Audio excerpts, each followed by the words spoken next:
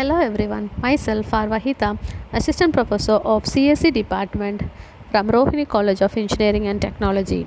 I am here to discuss a few topics of the subject CS 8592 Object Oriented Analysis and Design.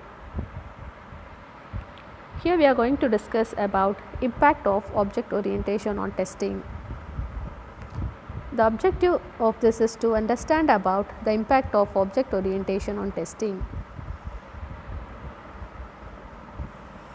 Object-oriented methodologies are a set of methods, models and rules for developing the systems. So, we have some types of errors. As we know, language errors or syntax errors, runtime errors, logic errors. So, the errors which occur at the syntax, we call it as syntax errors. The errors which occurs at the runtime, we call it as runtime errors. The errors which occur logically, that is, when we will get an answer, but the logic of the program will be wrong. So, that is logical errors. So, these errors are less plausible, that is not worth testing for, more plausible, that is worth testing for now, and new types of errors may appear. Impact of inheritance on testing. So, this does not reduce the volume of test cases.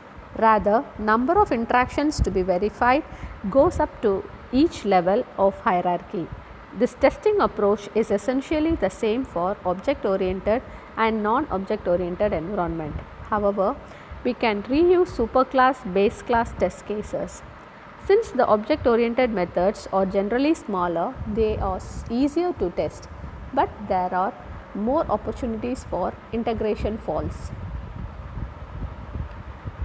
Let us know about reusability of tests. The reusable test cases and test steps in is a tool to improve reusability and maintainability of test management by reducing the redundancy between the test cases in projects. Often the test scenarios require that some test cases and test steps contain repeated or similar actions performed during a test cycle.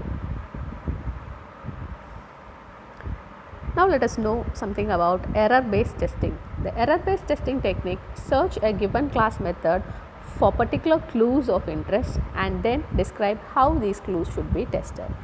So, we will be checking the class method with the clues and how these clues to be tested. Now, let us see about usability testing.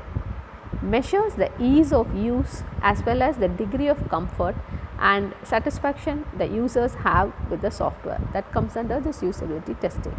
Usability testing must begin with defining the target audience and test goals. Run a pilot test to work out the bugs of the task to be tested. That is, we have to run a pilot test to find the bugs, that is errors in the task which is going to be tested. Make certain the task scenarios, prototype and test equipment work smoothly. Thank you.